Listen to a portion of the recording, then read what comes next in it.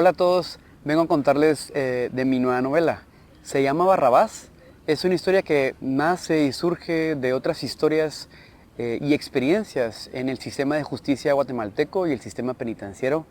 Eh, este sistema, bueno, cualquiera que lo conozca sabe que es un sistema con un panorama muy desolador, donde, digamos, la injusticia suele ser la norma. Y entonces me pareció un lugar muy apropiado para explorarlo a través de la literatura. Eh, una de las muchas cosas que esta historia revela es que la libertad, algo que nosotros solemos, o muchas personas solemos dar por sentado, es una realidad bastante frágil.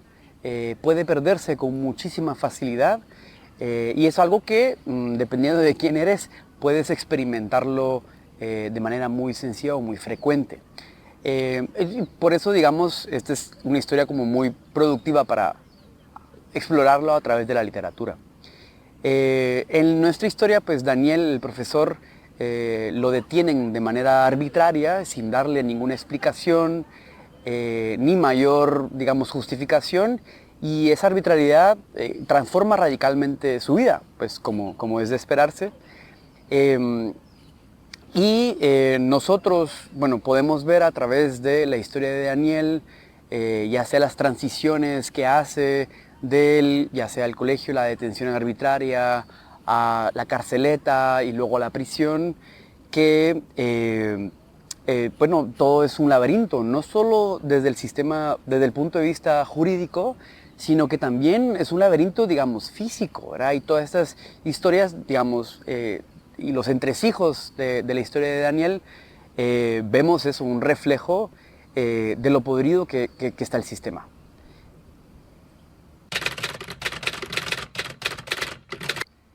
Barrabás no solo es una representación del sistema carcelario, o no solo pretende serlo, sino que también aspira a ser una representación de algo todavía mucho más amplio. No diría de toda la sociedad guatemalteca, pero sí quizá de algunas de sus partes, algunos de sus espacios y algunas de sus manifestaciones.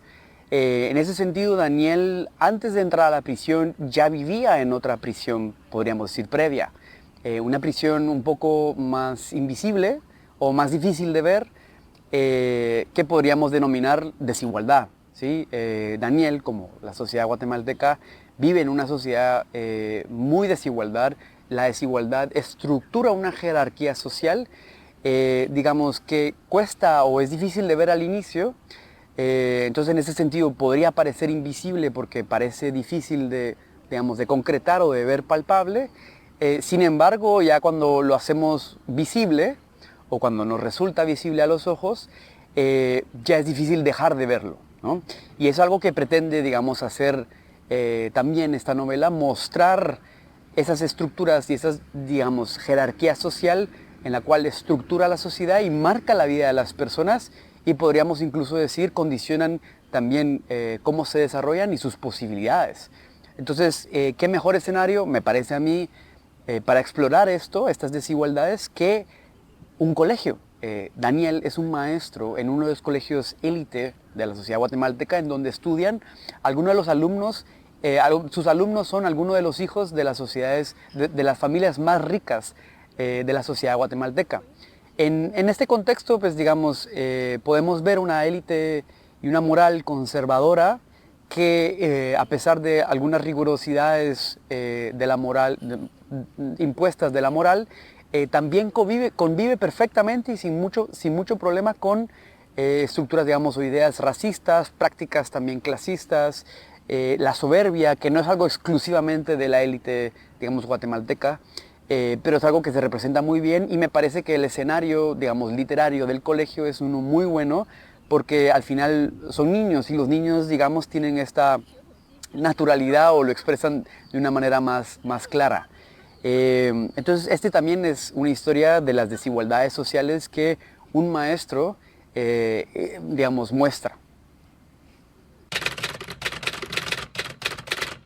La moral conservadora considera no el peor pecado que sea uno de estos pecados mortales o estos pecados capitales, sino un evento que pueda desestabilizar estas relaciones de la jerarquía social. Entonces es un muy buen lugar representar la relación entre Daniel y sus alumnos para mostrar o digamos explorar esta moral conservadora que a veces puede resultar tan digamos asfixiante también.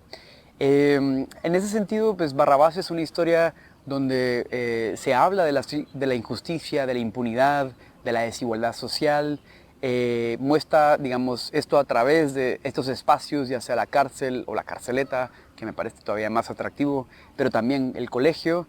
Y es una historia donde vemos que los malos no son tan malos como quisiéramos, es una historia compleja, y los buenos no son tan buenos como parecen, no son tan buenos como parecen. En este sentido, lo que pretende hacer esta novela es darnos o proveernos, quizá es una ambición, digamos, muy grande, pero del lenguaje para que podamos ver esta estructura como invisible que está detrás y que configura la vida de todas las personas que vivimos en la sociedad guatemalteca, que está estas estructuras que están presentes ya sea en nuestras casas, en los colegios, en los trabajos, en las universidades, y como digo, están muy presentes en la vida ordinaria de todos nosotros, pero no es muy fácil verlas. Entonces quizá dando una especie como de lenguaje común, una historia, una serie de imágenes, podamos como sociedad tal vez hablar de una manera, digamos, más honesta de estos temas, y me encantaría que pues esta novela sea parte de la conversación, de que si la puedes conseguir, pues la leas, y que si te atraen las historias interesantes, las historias sobre injusticia y una especie como de thriller, pues espero que la puedas disfrutar, que Barrabás te encuentre, pero no el Barrabás que liberó Poncio Pilatos, ¿no? Poncio Pilato. Muchas gracias. La novela la pueden conseguir con la editorial Kazam, y pues espero que me cuenten qué les pareció. Gracias.